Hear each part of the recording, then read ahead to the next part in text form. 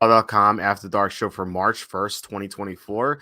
Going to be doing some 2024 NFL draft rumors tonight that Charlie Campbell posted on the Hot Press on the website. No Tom tonight, no Quacky T. He's visiting some family, so he didn't have access to a computer. So he's going to be back next week. So just Tom taking the week off, and I guess it's the right time to take a week off because it's the combine, and we're getting a late start tonight. It's like the usual start time we have after Thursday night games. But yeah, I was posting like all the measurables tonight on at the combine and stock reports and whatnot. So I thought I'd go over like some of the draft rumors that Charlie posted, and there were a lot of them. So a lot of them contained some really cool information, some interesting stuff that you may have not read, and so I'm going to go over it. But if you have any questions about anything, doesn't have to be about this. It could be, doesn't even have to be about football. Just I'll answer anything as I usually do. Just leave a comment here and I'll get to it. But in the meantime, please hit like, subscribe, comment below, share this video, visit the link in the description for the merch store. All that would mean a lot to us. Also, if you really want to help us out, super chats is the way to go. We got a cool $10 super chat last night, which is like 8x what we usually get from these YouTube ads. Like YouTube ads pay absolutely nothing. It's a total disaster. Yeah, any help you can send our way to keep the show going, it's really appreciated. So yeah, Charlie posted a lot of these, and he's live from Indianapolis, doing great work as usual. We're not actually in the building. I don't know, what is it, the Lucas Oil Stadium or whatever it's called. We are banned from the combine. Roger Goodell does not allow us to enter the building. It stems from a long time ago, I think about 10 years ago now, maybe even longer. I can't remember when it happened exactly, but it was it had to do with the Ray Rice situation. Remember, he was filmed punching his girlfriend. I think it was his girlfriend, or I don't know if it's girlfriend or fiance or whatever, in an elevator. And then the NFL allegedly they had the tape and they hid it, and they just didn't make it public because they didn't want it to go public because Ray Rice was just a superstar back then. And then it was leaked that the NFL hid it, and I called Roger Goodell a douche for doing so. And then we kept getting rejected from the combine, like our credentials. And we're like, what is going on here? Like sites with lesser traffic are coming in, like much less traffic coming in, or like being allowed in.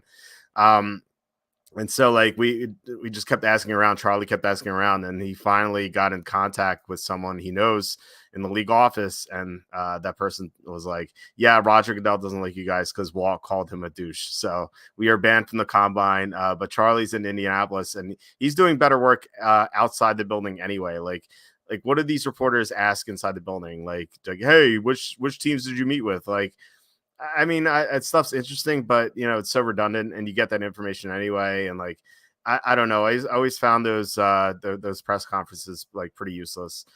Charlie, while the reporters are doing that, Charlie is talking to team sources at bars and whatnot, and that's where you get the real information. So I always found that more valuable than the other stuff. Just as when you start late, only time I can join live. Yeah, I mean, sometimes you join late, sometimes early. It usually depends on the guest, ideally 10:30 is the best start time. We had to start 9 o'clock or 8:30 on Tuesday and Wednesday, just because of the guest, Charlie, he's in Indy, so he wanted to go out and meet with sources afterward. And then Aton on Wednesday, he has two kids like I do, and he's like I am. He was probably exhausted last night, so I don't want to keep him up too late. So I mean, I'm up till 5 a.m., so I'm fine starting whenever. So Billy Bob says trespassed for calling somebody a name. Yeah. Roger Goodell has thin skin, as you might know, because he really does not like getting booed. He's so awkward when he's on stage and getting booed. I think he's gotten better with it, but he used to be so bad with that. He used to hate it so much.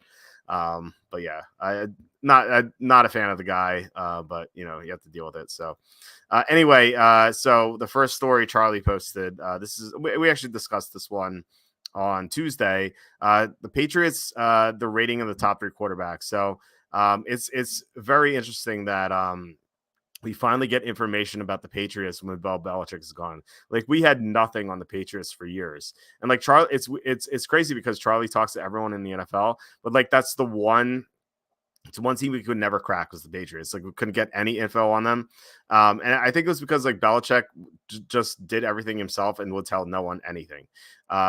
Like I'm sure, like even his like right hand man, like over the years, like you probably just didn't tell him what they were doing. So like no information got leaked out of Foxborough. But now that Belichick's gone, the gates are open here. So we got the Patriots preferred order of quarterbacks is Caleb Williams at number 1, Jaden Daniels number 2, and Drake May at 3. This is kind of interesting because a lot of people have Drake May at 2. Charlie Campbell moved Jaden Daniels to number 2 to the Redskins in his mock draft, and I had to copy him because Charlie knows what he's doing. But I could see why. I mean, Jaden Daniels is so much upside. I can see why. I do wonder about Caleb Williams. Rejecting the medical at the combine. It's like the first time that's ever happened. It's like, yeah, players don't work out all the time. You hear that, but like they've never rejected a medical. And it's so weird. It's like, is he hiding anything? It's very strange. I can't imagine. Well, I can't imagine like it has that much of an impact, but like, I don't know. I could be wrong. I don't know. I mean, you guys let me know what you think. Does that bump him out of number 1? Like, what if the Bears like fall in love with Jaden Daniels and they're like, we don't have the medical on Caleb Williams. Like how do we trust that? Like, what if he's hiding an injury that's undisclosed and we draft him and then suddenly he can't play? Like, it's kind of scary not having that information. So, I don't know. It's a little weird. It's a very weird situation.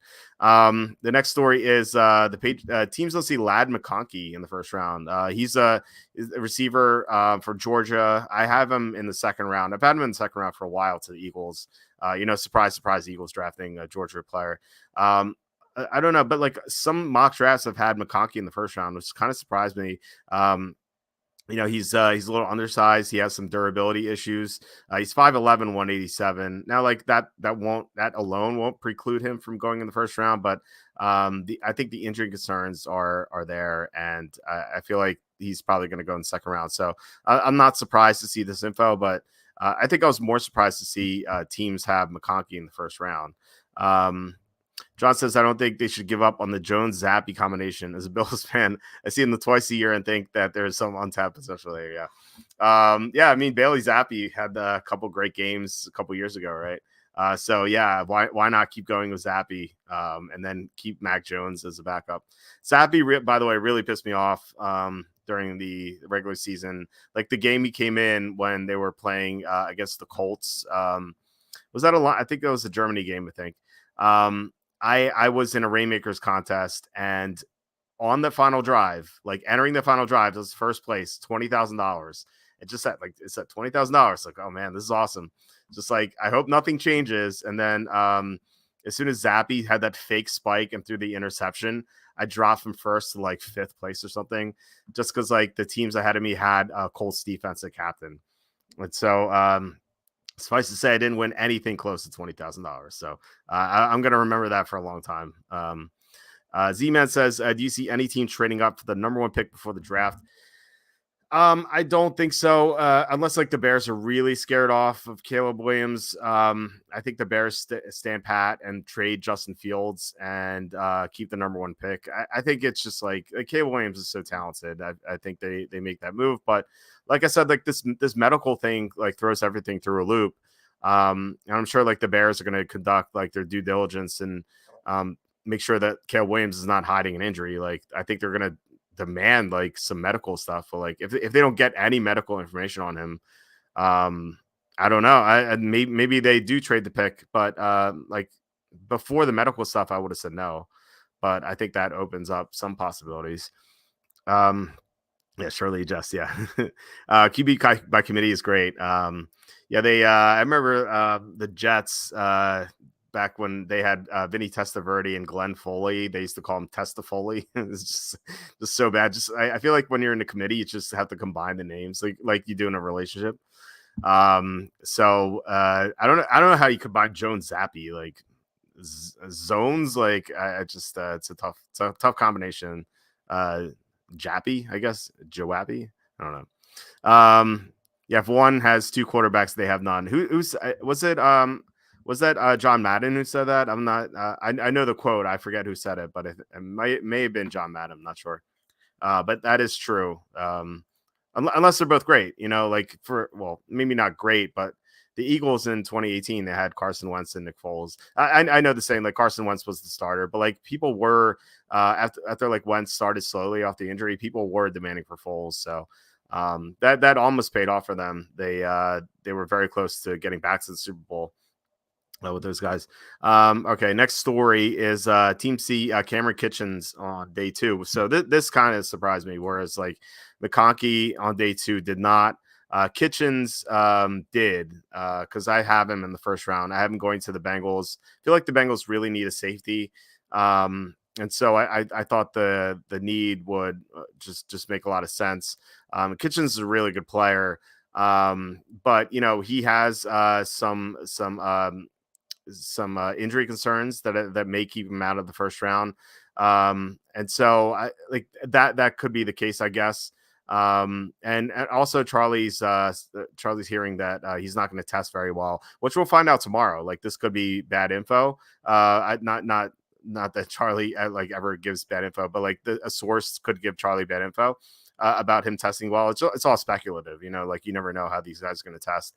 But like if Kitchens like surpasses that person's expectations of him, like maybe he will end up in the first round. But if he's just like a mediocre tester tomorrow, which is like going to be interesting, then I guess he falls to round 2. Yeah, Bledsoe, Brady, Young, Montana. It has worked out. I think it's just like when you have 2 mediocre quarterbacks and you have to keep shifting between the 2. That's when you don't have a quarterback. And like I don't know how you're a Bills fan. Like I wonder how you felt about Flutie and Rob Johnson. And like the Bills had success back then. Like obviously they didn't win the Super Bowl or anything, but they were able to get to the playoffs with those guys. And so yeah, I obviously like I always thought they should have gone with Flutie over Rob Johnson, but like people were tantalized with Rob Johnson's talent. Breeze, Rivers, Favre, Rodgers, Love. It's funny that Love is now in the conversation, but and I heard this on NFL Network today during the combine. I think I don't know, maybe it's Rich Eisen or someone. I think he said like the Packers were kind of vindicated for taking Jordan Love. I'm like, I guess, but not really, because the Packers back then, when they drafted Love, they were in Super Bowl contention.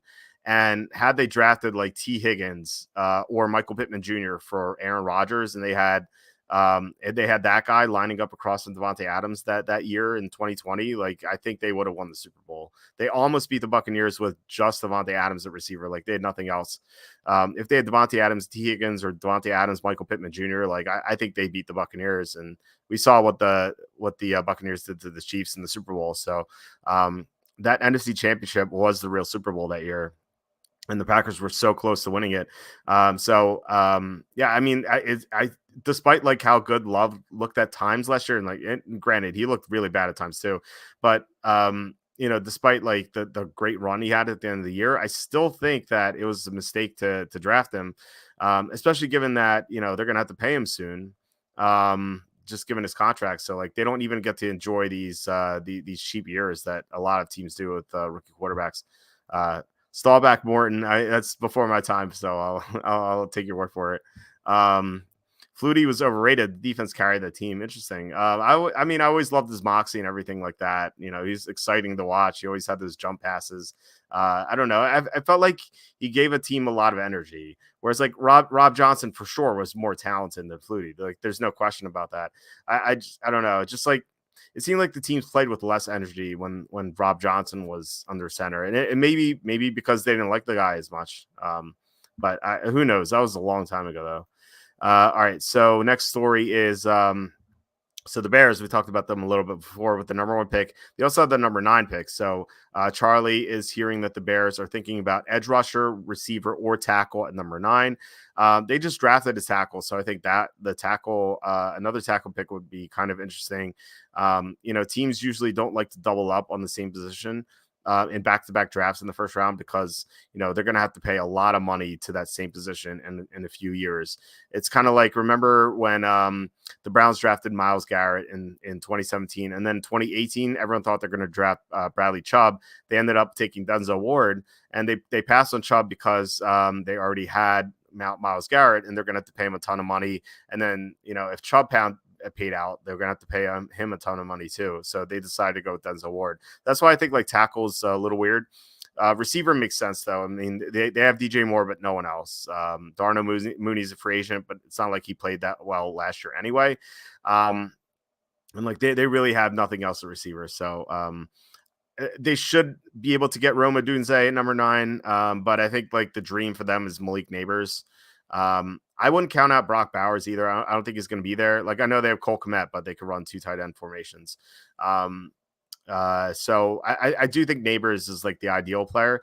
Edge makes sense too. Like if Dallas Turner's there, like they have Montez Sweat, but like, can you imagine Montez Sweat and Dallas Turner on the edge? Like that would be so great for them. So yeah, I mean, this makes sense. Edge receiver makes a lot of sense for the Bears. Tackle, not so sure, but maybe they know something we don't. All right, so teams could move up for edge rushers. Like usually teams are moving up for quarterbacks, but this draft class is a little weird because there are going to be like at least 3 quarterbacks taken in the first round. There could be 5. Now there are going to be a ton of tackles too. There could be like 7 tackles taken in the first round. And there aren't nearly as many edge rushers. So you have the 3 that are probably going to go in the first round, like Dallas Turner and Leatu Latu, like definitely. And then Jared Verse, like almost confidently going to be in the first round as well. But then, there's really nothing beyond those guys. So teams could be reaching for them if they really need an edge rusher. And like teams are always looking for that position. So it makes sense that the teams would trade up for Latu and Verse after Turner's taken off the board. Like I think Turner's going to go in the top 10, and then Latu and Verse. I think Latu is going to be a top 15. Like I have a tough time seeing him getting past the Saints at 14. And then I think Verse is going to be like late teens or early 20s. But some team could get desperate and trade up for Verse or something like that. And who knows, like maybe Chop Robinson after today's combine, maybe he moves into the end of the first round and some teams trade up for him too. So I could see that happening. Okay. So next story is, so football characters could remove Leonard Taylor.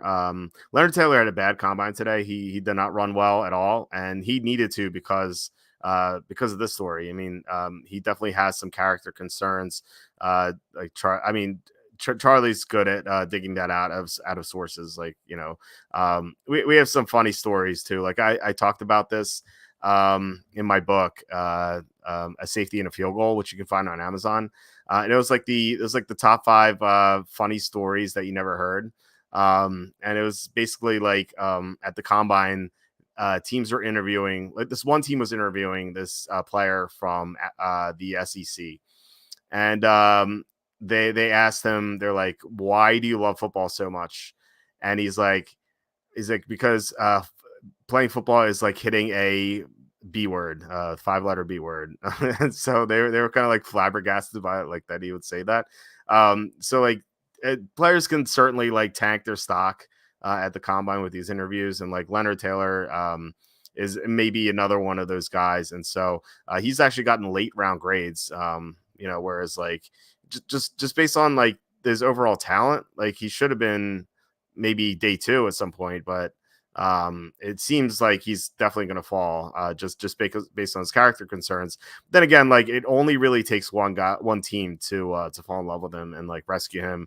And some teams don't care as much about character as others. So, the teams that had given him late round grades could be teams that really care about character concerns. So it's interesting how like teams like do this differently. They handle this process so much radically different than other teams.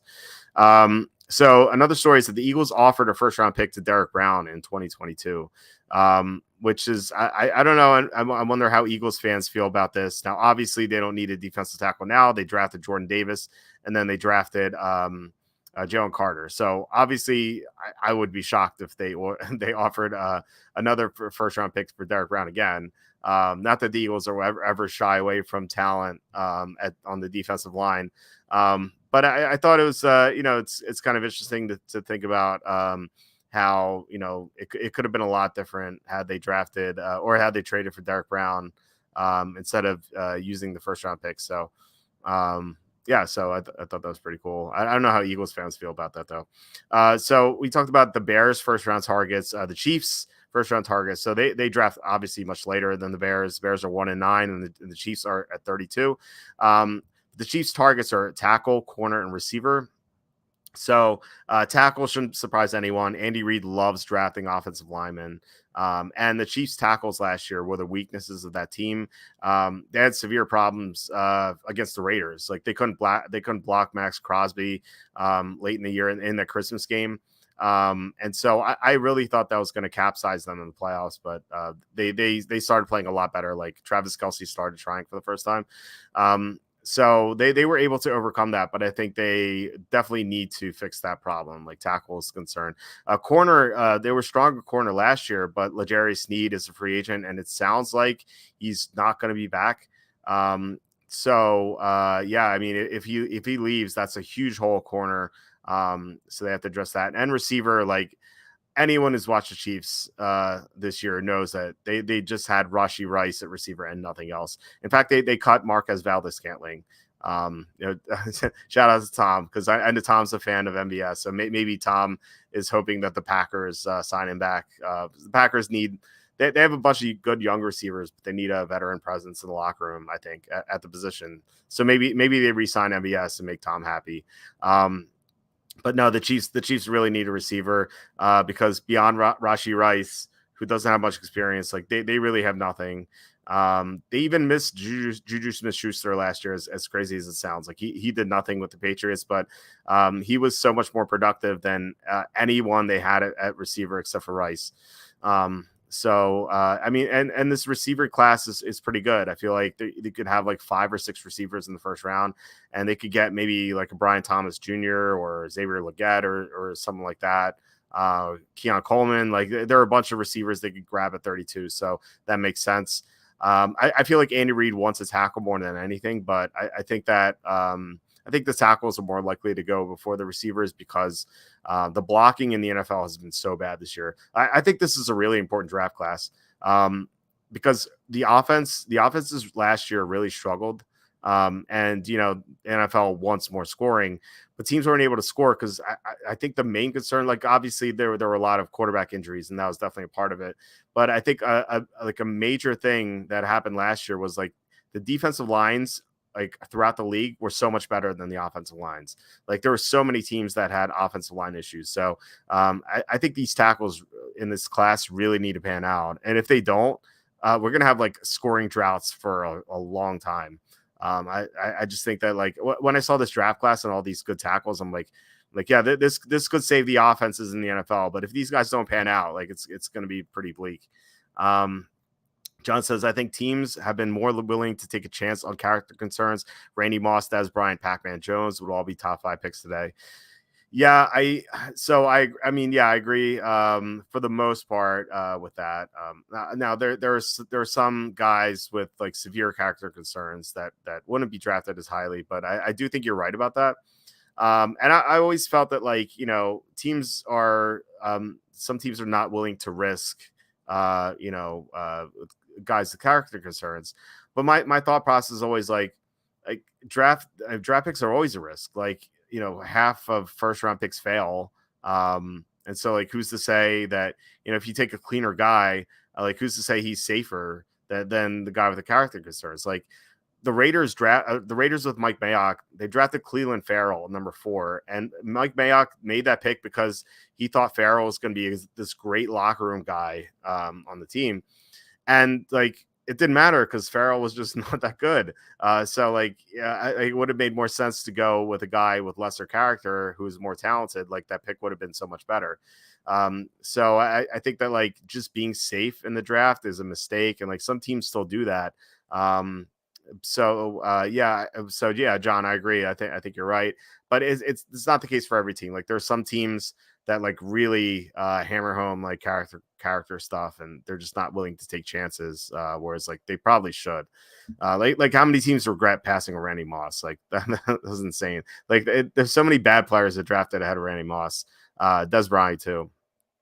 Um, Mike says there is an NFL wide shortage of offensive linemen. Yeah, it is. It's bad. I don't know why that's happened. I guess like there haven't been good draft classes with tackles and whatnot. And the defensive linemen have gotten really good. Like there have been some really good defensive line draft classes, and like it has to balance out. Otherwise, you get what we got in 2023. And like I said, this offensive lineman draft class has to be really good. Sue says, go ahead and draft an extra Marcus Russell in the first round. Good luck to you. Yeah. I think that quarterback is different. You know, I think you want a quarterback who's going to study film and whatnot. Like even look at Kyler Murray. Like he's obviously better than Jamarcus Russell, but he's never been able to live up to his full potential because, well, first of all, injuries, but second, like he just doesn't put in the work for film study, and like he'd just rather play Call of Duty. And it's his life; he can do whatever he wants. But he doesn't deserve that sort of money from teams if he doesn't do that. So, I think like a receiver who does that, like a receiver who just like will show up and like want to play video games like all the time, and has some character concerns. Like you can live with that just because like he can survive on his pure talent. But like a quarterback, I think has to be fully invested in everything. He's the face of the franchise. Like you can't have like a lazy bum like Jamarcus Russell who eats Skittles on the sidelines. Like it's just gonna kill your team. And people will follow that. Like the quarterback's the leader. Like they're always the captain. If they see him slacking off, they're gonna slack off too. So yeah, it's super important for a quarterback to have a high character, I think. John says that pick was hilarious. I'm convinced they'd take Josh Allen. Yeah, I don't. They had Derek Carr. Let's see. John says 7-on-7 high school and college is the reason for poor offensive line prospects. Probably that could be the case. Yeah, I mean the practice stuff has changed a lot. So I think that definitely could be the case. Black Josh Allen. Good distinction. Yeah.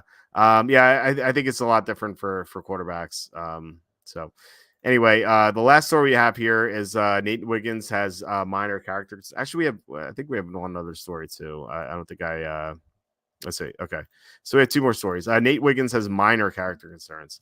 So Nate Wiggins is he has a chance to be the first cornerback taken.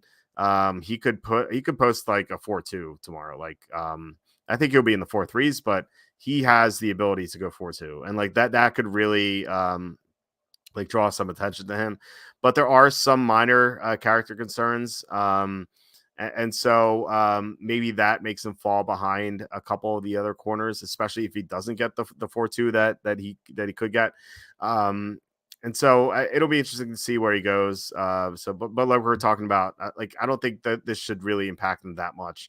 But there could be a couple teams that just kind of ding him a bit. And like if he's like super close with some of the other corners, like Terry Arnold or Quinion Mitchell or Kamari Lassiter, like there's like this group of 4 or 5 cornerbacks who could end up being the number 1 pick for corners.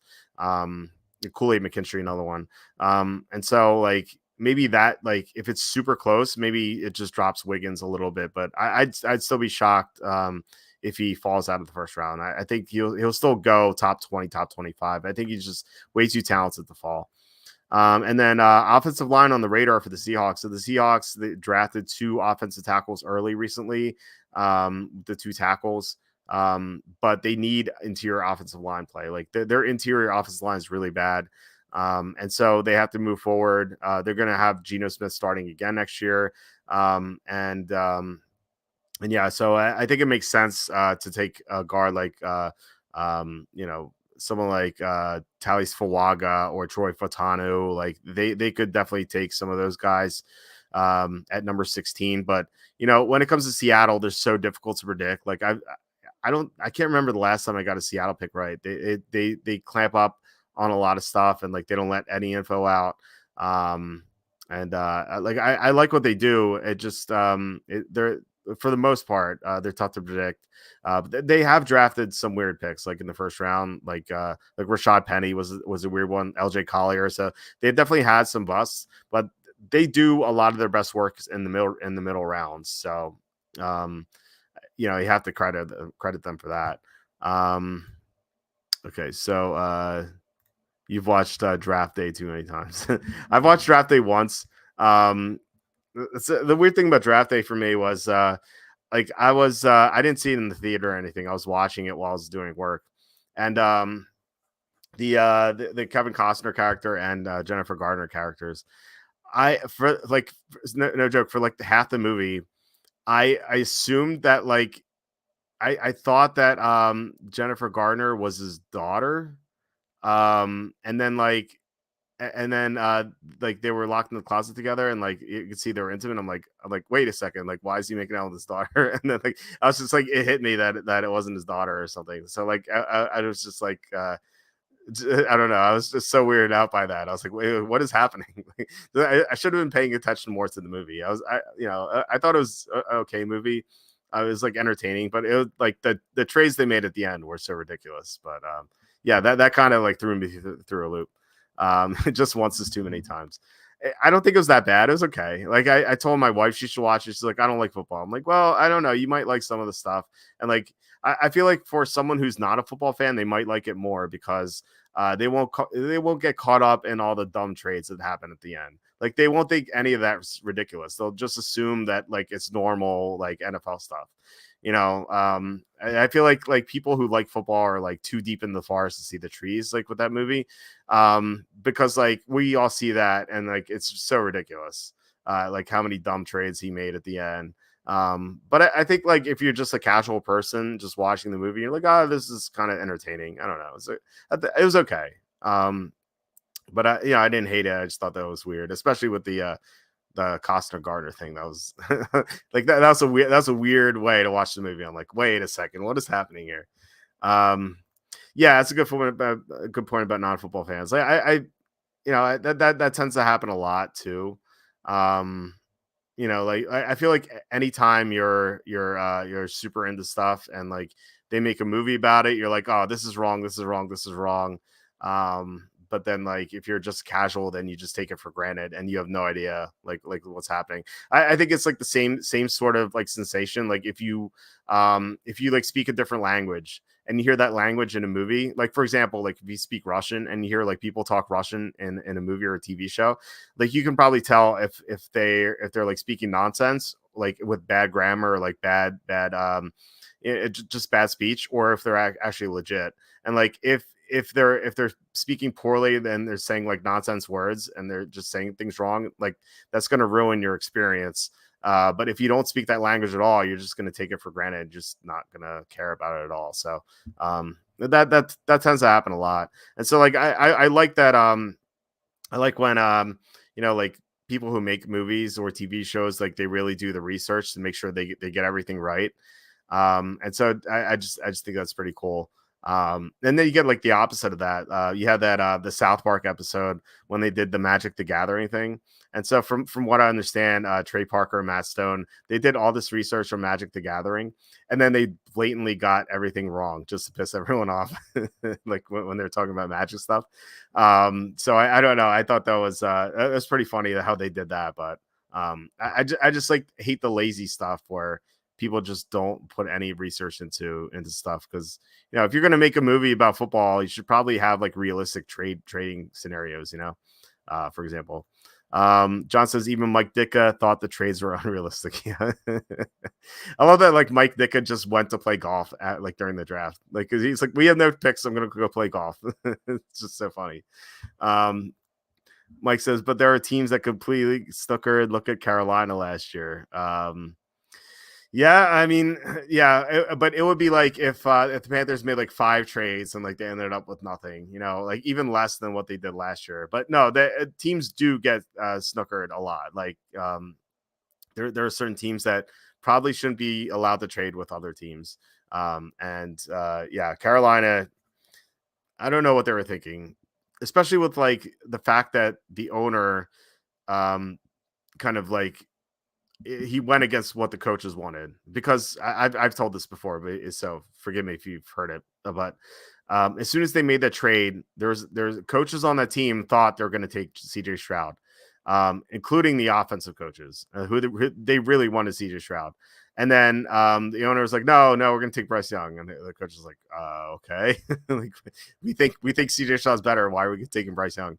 And so like the owner just called the shots, thinking he knew more than the coaches, which is like, like at that point, why would you employ those coaches? Like if you're an owner and you're not a coach, you're never a coach, and like you hire these coaches and you think you know better than them, like why would you even hire them? Like you should hire guys you respect and like whose opinions you're going to listen to.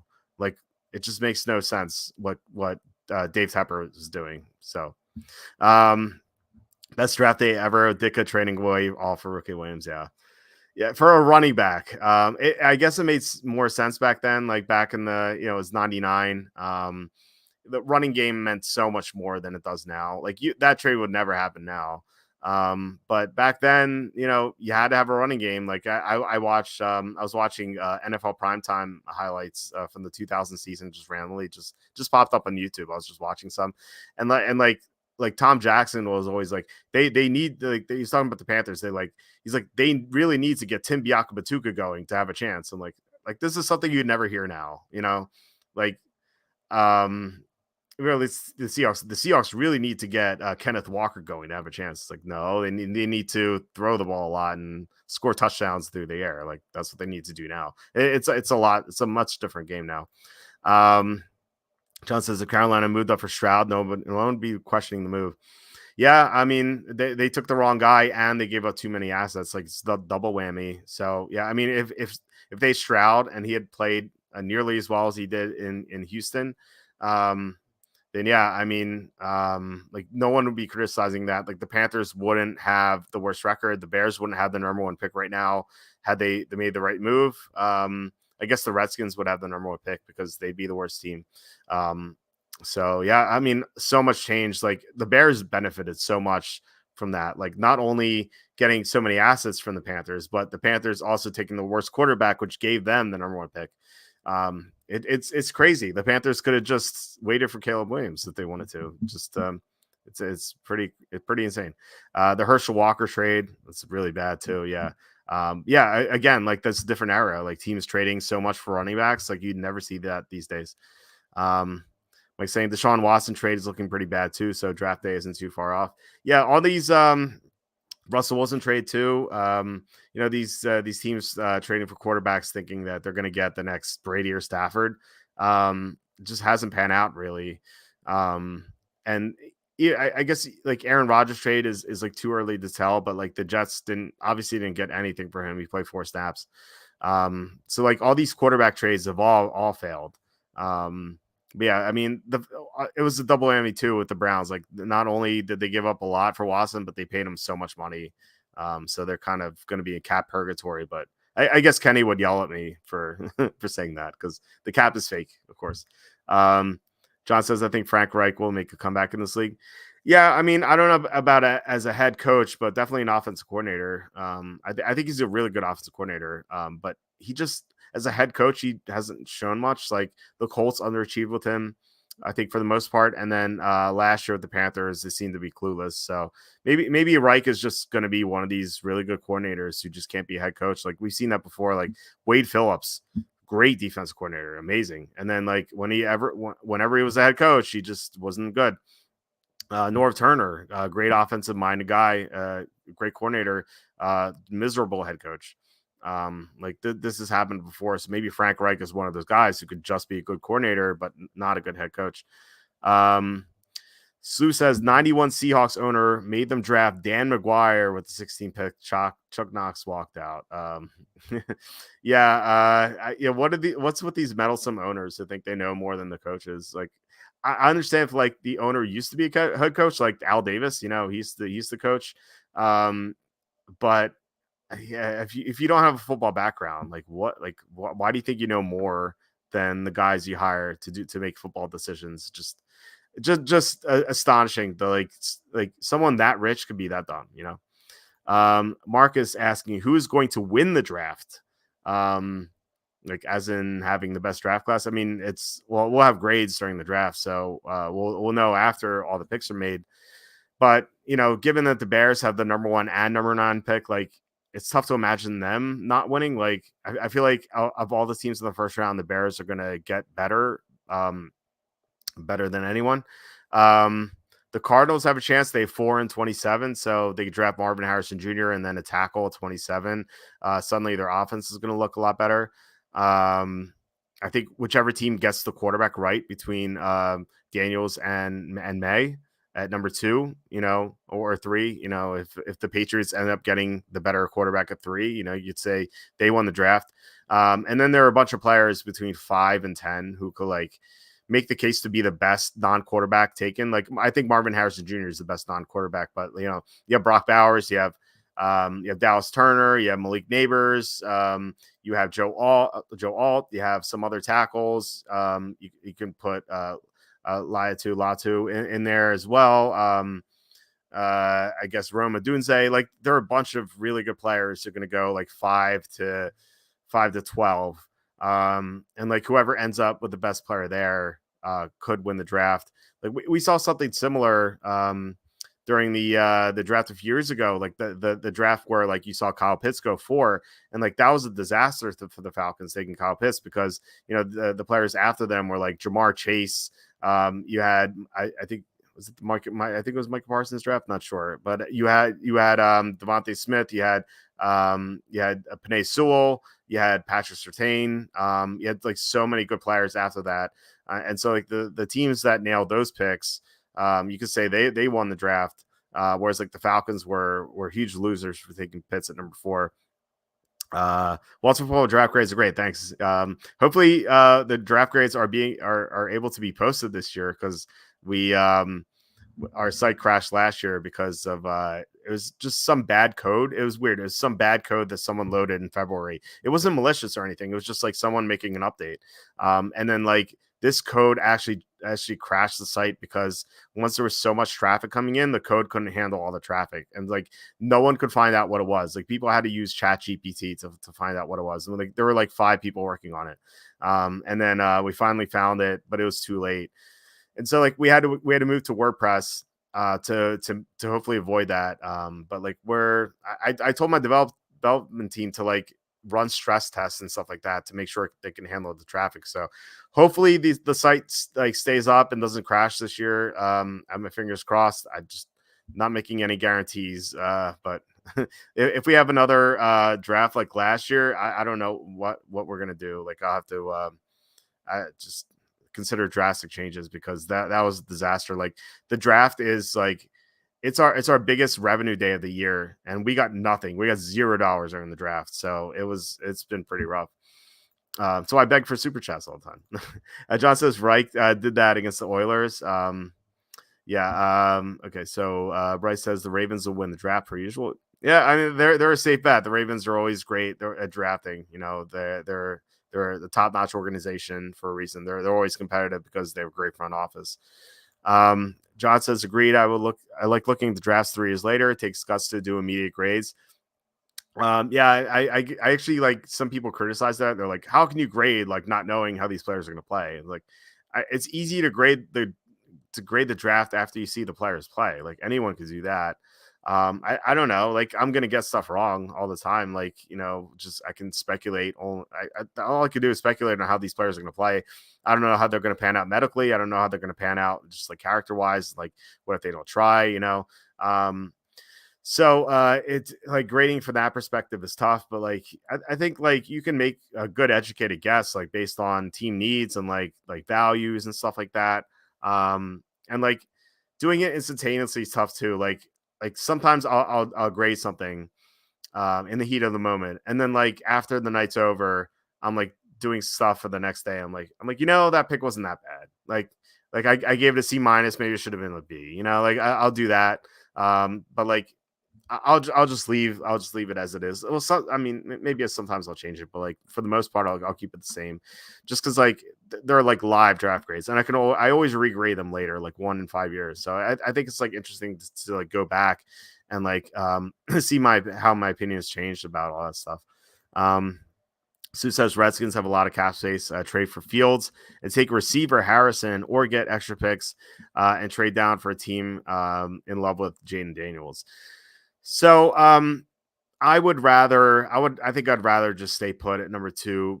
Like the problem with Fields is like you're gonna have to extend him, and like I don't think Fields is that great anyway. Like I think Fields is good. But the problem with him is like twofold. One is like he's not that great of a passer. He's not bad, but he's not like great at passing. And like two, he hasn't been able to stay healthy. Like he gets banged up a lot.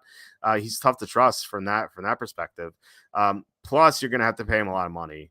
And so like I'd rather take the cheap guy, like take Jaden Daniels or Drake May, because like you're gonna have a cheap contract for 4 years. You're gonna be able to build up like a ton of talent on your team. Like I know they have a ton of cap space already, but like they're gonna have tons of cap space for years to come if they take this young quarterback, because so they can really load up their roster. And like that's how some of these teams have won. Like outside the Patrick Mahomes and Tom Brady teams, like look at all the other teams. Like they've gotten there with young quarterbacks, just like with those young contracts, like like the Bengals, for example, Joe Burrow. They got to the Super Bowl with Joe Burrow on a cheap deal. They got the Eagles with Carson Wentz and then Nick Foles. Carson Wentz on a cheap deal. The Seahawks, when they won the Super Bowls, Russell Wilson on a cheap deal. Like this happens all the time, and I think like unless you have a Hall of Fame quarterback like Brady or a Mahomes, like that's the best way to do it, is to have a cheap contract and just load up your roster like crazy. I think that's the best way. Niners doing that now with Brock Purdy. Mike says the funny thing is Walt and Charlie could outdraft half the GMs in the league. I mean, they could never take Cleveland Farrell fourth overall. It's funny that during like the day of the draft, Charlie texted me and he's like the Raiders are gonna do something crazy. And like we didn't know what, but like we heard that like the Raiders going to make this off the ball pick. Like I didn't think it was be Farrell. Actually, like I was kind of like running through the names, like who could the Raiders take here at 4 that like that would like cause like just it's like a severe shock throughout the league. And like Farrell actually like crossed my mind, but I'm like, there's no way they're going to take Farrell 4. That's crazy. So yeah, that they did that. So yeah, I mean, there's a lot of incompetence in the NFL, but like, I feel like there's like you can make the case that like it's a lot of incompetence and everywhere, like anywhere you look, like anywhere there's like a big organization. I feel like that kind of invites incompetence, because like there's always going to be like the at the top, like the cream of the crop at the top. We're talking about like the Ravens, like other great teams. There's gonna be like some teams that are just terrible. I think it's just the nature of the business, and like that's like every aspect in life. If you look at like any profession, really, like like there are good doctors, there are bad doctors, and lawyers are good lawyers, and there are bad lawyers. And politicians, like, well, they're all mostly ball bad, but like I don't know, like it's a weird thing to say, like what, like if you compare this to like a lawyer, like obviously you'd want a great lawyer, but like if you have a terrible lawyer, like would you rather represent yourself or have this terrible lawyer represent you? Like I'd rather represent myself. So like I see what you're saying, like Charlie and I could outdraft like some of the terrible GMs. I feel like anyone watching the show could do that, It just like think about how bad Matt Millen was, and he was around for almost a decade. It's just these teams are, I feel like some owners just don't care. They just don't care about the incompetence. They want someone who's a good face for the media, and as long as they don't cause any controversy, that they're fine with that. And that's what Matt Millen was. Matt Millen was a TV guy, and like well, that was like before the drama started with him. Like he was seen as like this like clean cut guy who's like is good with the media, and like the lines are like, oh, we like having Matt Millen as the face of our organization. Like we don't care if he drafts bust every year. Like we just like having him be the face of the franchise, and like people could talk about him and not us, and like the owners just want to just avoid controversy. Pete Carroll crashed the site because you were with his grade. Yeah, I can maybe see that. That was such a weird pick. I talked about that before. Like, if you're the Seahawks, like I feel like your leverage is like you could draft these great mid-round cornerbacks. And so like why draft a corner at number 5? Like Witherspoon is great and everything, but like they could have drafted Jalen Carter and then found a corner in the mid rounds like they usually do. And so I still don't like that pick. I like it more now, obviously, than it did before, but it's yeah, it was a weird one. I don't know, just don't like it. Cleveland Farrell wouldn't have taken him fourth overall. Yeah, it's like his parents must have been like, really, Cleveland fourth? Are you sure? It's, that was very surprising. Jacksonville taking Walker number one. So I don't know if you watched the combine today, but Doug Peterson was the first guest that Eisen and Daniel Jeremiah had, and I really hate these guests that they have on. And it's nothing against like Peterson or anything, but like I'd rather just like listen to Eisen and Jeremiah and like whichever current player, like they had Cameron Jordan on today to analyze the defensive linemen. They do that. They used to have Deion Sanders to talk about defensive backs. Like that's fine. Like when they invite like current coaches, like I feel like that's so boring. But like Doug Peterson today, he said something. He was asked. He was like, did anyone ever stand out at the combine where you were like, oh, we have to draft that guy? And he was like, so yeah, 2 years ago, Trayvon Walker really stood out. And I was like, really? Like, I even said how I'm like talking out loud to the TV. I'm like, you could have had Aiden Hutchinson instead of Trayvon Walker. It's like, I mean, Trayvon Walker still could be like a real good player, but I mean, Aiden Hutchinson's on another level. So like maybe you shouldn't like really focus on the combine when you're making these decisions. Mike says, yeah, but GMs are highly paid and make totally bonehead mistakes. Yeah, yeah. I mean, some terrible lawyers, I'm sure, are highly paid and make bad decisions. But yeah, I mean, these guys make a ton of money, and they're only 32 jobs. That's the crazy thing about it is like they're only 32 NFL GM jobs, and so you would think like I guess it's impossible, but like finding the 32 best candidates to be GMs, you would think that the NFL would somehow get those guys, but they don't. And what's funny about that is like, say, like hypothetically, say like the NFL somehow did get like the 32 best GM people on the planet. Like say the NFL somehow got them, like the 32 best guy would still get fired because his team wasn't doing well. It's a lot of competition. So like, but the way they have it now is like the bad ones are really bad because they have to compete against the top guys. Like the Ravens front office, like Matt Millen, just couldn't do that. And so like if like Matt Millen were competing with like other bad GMs, like he wouldn't have been that bad. Like the Lions would have made the playoffs occasionally with him. But he had to compete with like great GMs. And so he just his teams always sucked because of that. Dolphins trading up for Deion Jordan was hilarious. Yeah, that whole draft class was really bad. It's like Eric Fisher and then Luke Jokel. Although there was Lane Johnson. Obviously, there's some great players there, but yeah, that draft, that was 2013, right? It was that was a really bad draft class. So yeah, I mean, sometimes you can't avoid busts because they're nothing but busts. I guess like they could have, the Chiefs or the Jaguars that year could have drafted Lane Johnson, but I guess Fisher wasn't that bad. Luke Jokel was a disaster though, and so was Deion Jordan. There's so many bad players. I think D Milner was in that class too. There were so many bad players in that class. Yeah, EJ Manuel, Geno Smith. Geno Smith actually ended up being not bad. But yeah, Geno Smith was he's a second round pick that year. Let's actually look at that draft. Because I'm done with the Charlie stories here. So we have more coming, by the way. We're gonna have I know Charlie submitted some more stuff, and that's gonna be posted. It may actually already be posted. So 2013 NFL draft. I'm having trouble here because of these wires. Okay, 2013 draft. So we have Eric Fisher, who is a Pro Bowler somehow. Like he wasn't that bad, but he should not have been a first overall pick. All right, so we have Luke Jokel, Deion Jordan, Lane Johnson, great player, still going somehow. Zeke Ansah, who had some great years but kind of just fell off the map. Barkevius Mingo, pretty bad 6th overall pick. Jonathan Cooper. Tavon Austin, wow, I forgot he was the number 8 pick that year. That's it's pretty crazy that Tavon Austin was the number 8 pick. Yeah, D Milner, I was right about him. Number 9, Chance Warmack, 10, DJ Fluker, 11, DJ Hayden, 12.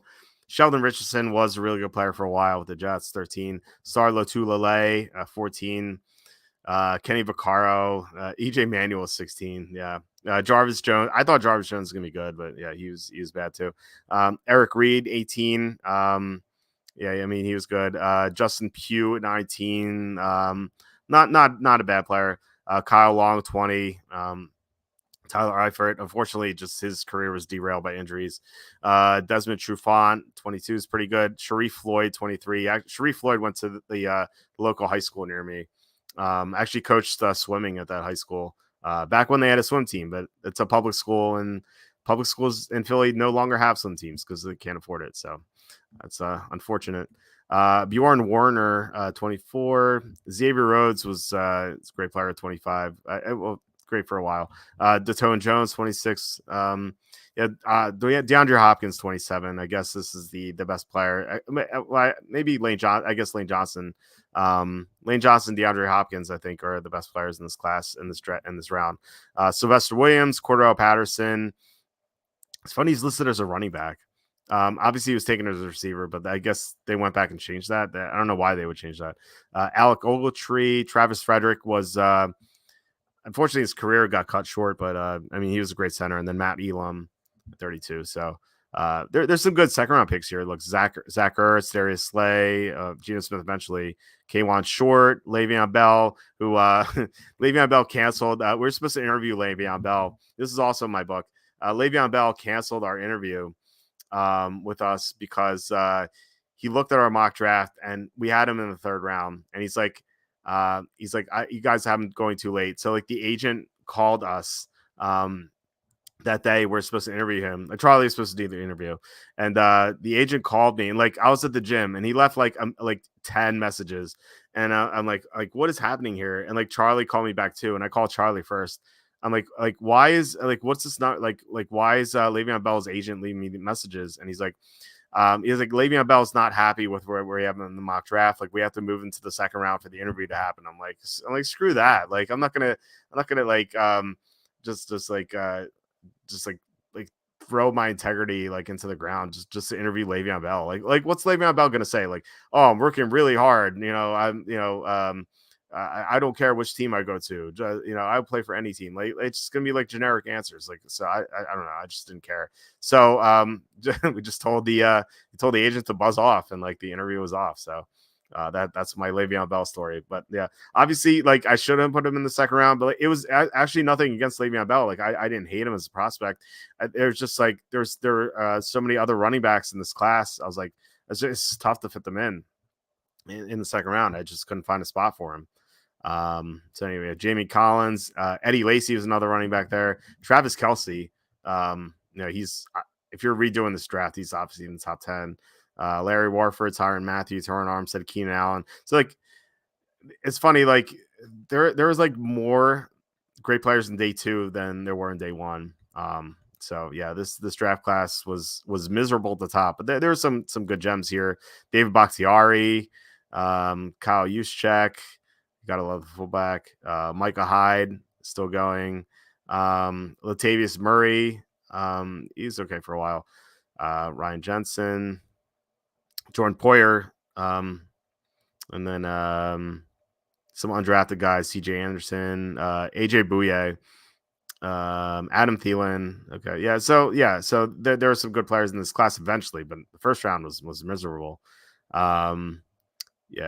Bills fans were debating between Barkley, Nassib, Manuel Smith in the first round. Well, that's rough, man. that was a bad draft class. I remember Matt Barkley was supposed to go in the top 10, according to one of our competitors.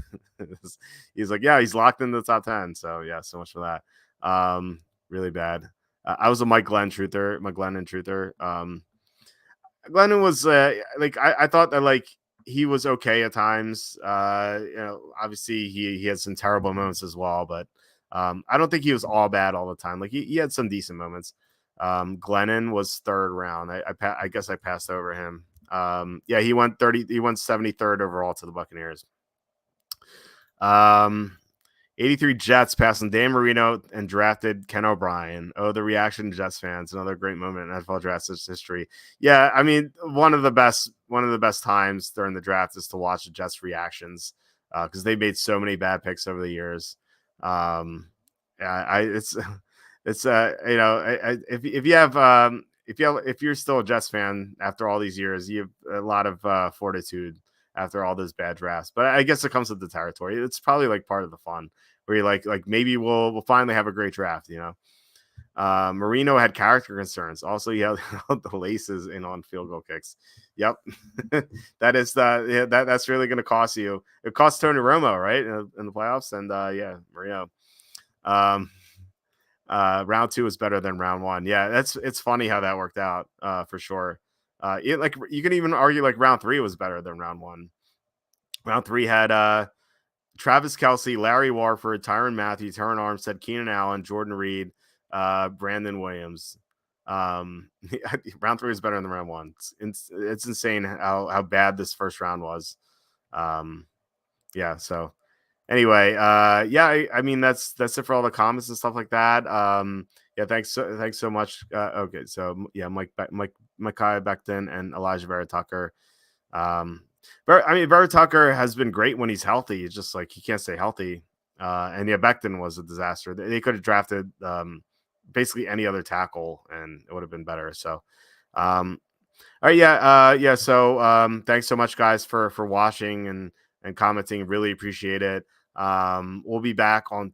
We won't have a show on Saturday because that's the longest day of the combine. It's like 1 to 9, and so like I feel like I'm going to be past midnight, like working on the stock reports and stuff like that. So, we'll be back on Tuesday with Jacob. Not sure what we're talking about. Maybe like quarterback destinations. That could be it. And then Wednesday, I assume Kenny's going to be back from his conference. He was in Nashville this week. So maybe we'll talk TV shows or something on Wednesday. And then Tom's going to be back on Thursday. He said he's just taking 1 week off to visit his family. So he's actually pretty close. Tom's family is like near here. So I may actually see him. I was actually hoping that like tonight would be the night we'd hang out and like do a show live, like here in my basement.